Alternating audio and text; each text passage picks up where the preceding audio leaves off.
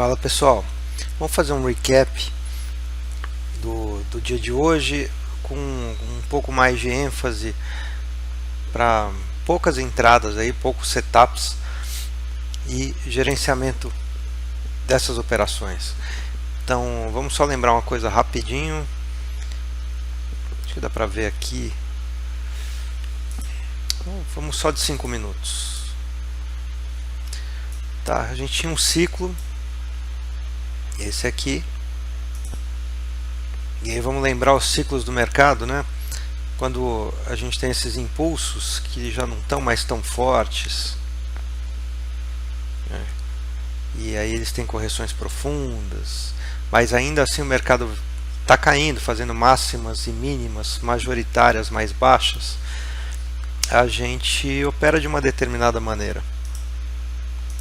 Então, lembrando esse ciclo, né, quando ele chega num novo extremo, no caso numa nova mínima, você, se está vendido, você realiza um pedaço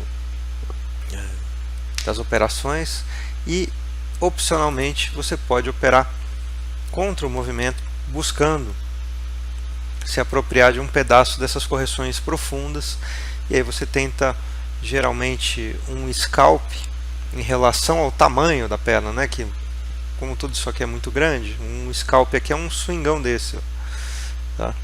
Um scalp dentro desse grande canal acaba sendo um grande swing para o intraday. Beleza? Então esse é isso que permeou os trades de hoje de manhã na sala, embora a gente tivesse também possível justificativa para vendas e tal, mas parecia mais para uma correção na compra. E aí vamos trabalhar com 3 setups que vocês conhecem da academia, só para a gente reforçar eles. Uma vez que você tem essa hipótese de que está abaixo da mínima do dia anterior, abaixo do swing anterior do canal amplo, você pode trabalhar com essa hipótese de tentar pegar uma perna para cima. Afinal, a gente teve outras pernas para cima em que o mercado deu um bom ganho para os compradores, sempre nessa situação, fazendo nova mínima, correção profunda, nova mínima, correção profunda, nova mínima, correção profunda. Por que não novamente nova mínima e correção profunda? Primeiro setup é você identificar a mínima do dia, não mais a mínima do dia anterior, mas a mínima de hoje. E se você achar que está num TTR, alguma coisa assim, fazer o fade. Foi o que eu fiz, né? Comprei aqui, acabei fazendo um scalp parcial, depois um outro rolinho aí. E o outro setup é uma wedge, tá? Uma puxada, né, na barra 1 para baixo, uma empurrada, se você quiser uma tradução melhor, mas vamos falar em puxada que a gente está mais acostumado. Uma puxada para baixo, 2 puxadas para baixo na barra 15, 3 puxadas para baixo na barra 21. Então você também podia operar a wedge. Não teve uma boa barra de sinal assim, né, pequenininha aqui embaixo. Então ou você entrou com ordem limitada, por exemplo, abaixo da 15, ou você entrou com ordem limitada na própria linha. Eu tentei, fiquei na fila, foi uma pena. Mas ou você aqui talvez operasse um gráfico como 2 minutos e visse uma falha, né, disso aqui. Vamos ver se aparece 1 minuto, 2 minutos. Aqui teve no 1 minuto, ó. Tá, mas alguma coisa, você tem que usar alguma entrada para pegar. Poderia ter usado a do 1 minuto ou a do 2 minutos, dava na mesma.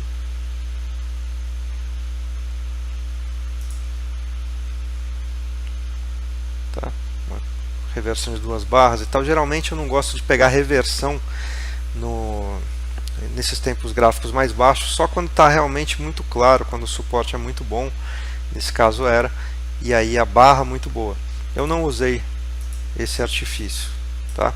Mas de novo, então, primeiro setup da academia é esse, é comprar o fundo duplo, né, do TTR, fazer um fade quando veio abaixo da barra 2, que era a mínima de hoje. Segundo, fazer um fade na wedge, na linha da wedge, ou quando veio abaixo da nova mínima do dia, que era a mínima da barra 15 durante a 21, ou fazer um fade no fechamento da barra 21, também dava na mesma, vocês conhecem, tem aula sobre isso na academia, todos esses, ou baixar o tempo gráfico e usar uma barra de sinal. Esse não tem uma aula específica na academia, eu evito um pouco esse, porque eu acho que o pessoal costuma preferir essa entrada porque ela parece mais fácil, mas ela é mais difícil e mais estressante.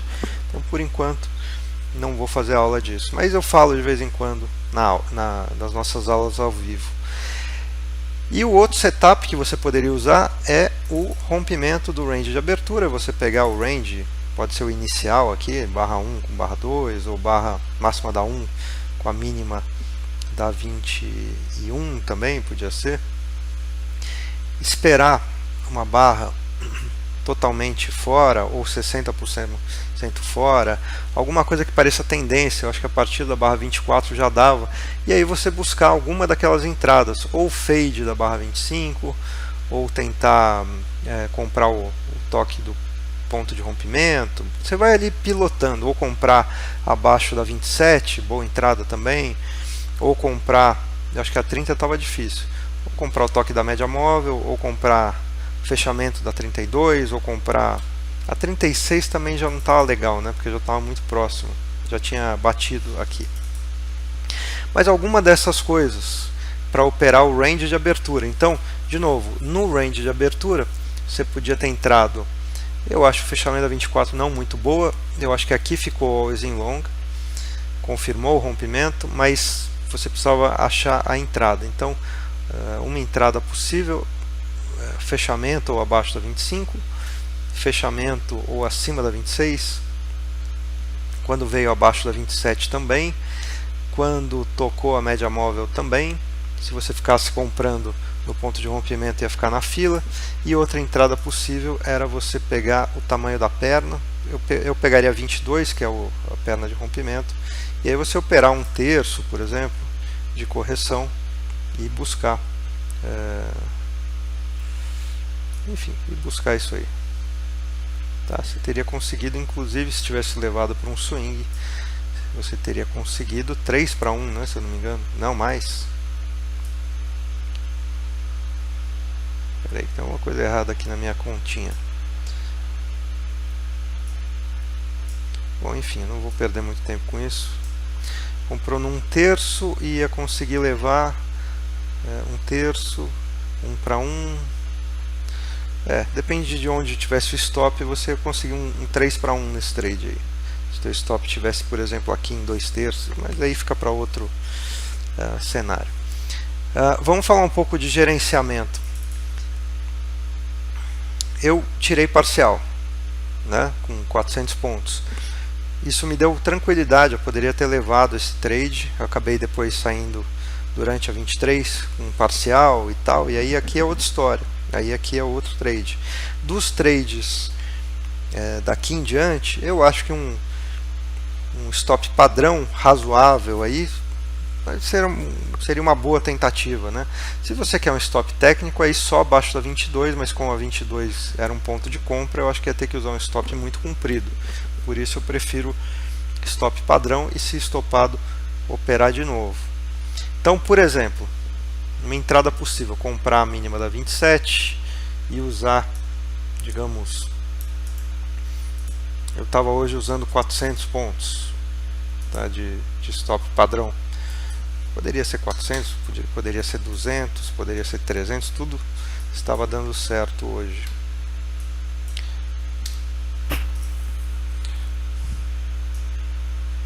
Então, digamos, você comprou aqui abaixo da 27, teu stop padrão podia estar aqui. Por que aí? Não é um stop técnico, ele é só um stop padrão. E o seu alvo podia ser 1 para 1, muito próximo daqui, né, do movimento projetado. Se você fosse comprar abaixo da 27, acompanha aqui o raciocínio. Ordem limitada, você também poderia falar o seguinte: bom, meu alvo é ali no movimento projetado, vou vender um tique abaixo e o meu stop vai ser 1 para 1. Você poderia ter calculado o seu lote para ter um stop aqui. Dava tempo de fazer isso. Tá? E aí seu stop ia ser uns 300 pontos. 325 pontos. tá? A outra alternativa que você poderia ter seria fazer isso que eu falei, só que aí quando a 32 foi uma barra de alta, você puxa o stop ou para baixo da 32 ou para metade dela aqui, e aí você reduzir um pouco seu stop, sua chance de ser estopado ia aumentar, mas também o seu risco financeiro ia diminuir caso o trade desse errado. Tá? Outra chance seria você buscar esse gap aqui de cima, né? Por exemplo, e aí você não iria muito baseado no movimento projetado inicial do range. Então você operou o opening range, né? A lateralidade de amplitude como setup, ou como setup, mas usando como gatilho quando veio abaixo da 27, tirando uma parcial aqui, né? Acho que muita gente tirou a parcial quando bateu lá, e aí com tranquilidade buscar um alvo um pouco mais acima.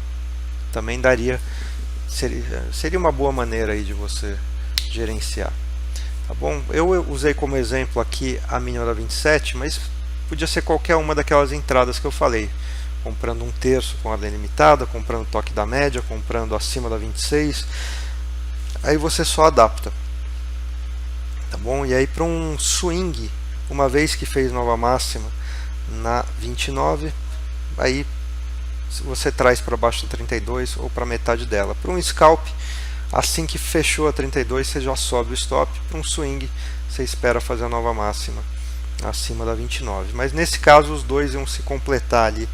Tá? E aí você poderia também, olha só, né, tem gente que gosta de operar com regras para cair fora. Aí o cara quer um scalp, comprou abaixo da 27, com ordem limitada não é tão bom fazer esse gerenciamento que eu vou falar, mas que vocês conhecem, que é o seguinte: você tenta um scalp até esse movimento projetado, mas você cai fora se tiver alguma barra de baixa mais significativa ou duas barras de baixa. Nesse caso você entraria na 27 e cairia fora na 30, ou um pouquinho abaixo da 30, com um prejuízo muito pequeno. Aí você poderia reentrar ou no fechamento da 32 ou no toque da média. E aí, se tivesse uma barra de baixa de novo, sobe o stop para 34. Aí é outra maneira de você gerenciar scalps, tá bom? Swings não tem jeito, ele passou para cima da 33, ó, você trouxe o stop para cá, e fora isso ele vai subindo. E talvez na 38 você trouxesse o stop para 36, mas não é muito correto, assim, porque você não teve exatamente uma correção profunda, né? Então você não tem exatamente um fundo anterior. Então, para mim, fundo anterior só na 54. E aí o trader estaria no trade ainda se ele quer levar até o máximo possível e tal. Só uma última observação. Agora, enquanto falamos, a gente está aqui numa situação, né, que rompeu uma linha de tendência. Eu falava sobre isso na aula hoje, quando eu fui perguntado quando é que eu começo a pensar em vendas novamente. Eu falei quando romper uma linha de tendência, mas de maneira profunda, quando vendedores ganharem dinheiro. E isso só aconteceu na 52. E aí eu também falava, espera esse rompimento e um teste da máxima anterior. Então esse é o rompimento, esse é o teste da máxima anterior e a entrada na venda só na 64. Então de tudo isso aqui que aconteceu na ida, venda boa mesmo só na 64, e não por coincidência esse é o setup da reversão majoritária de tendência.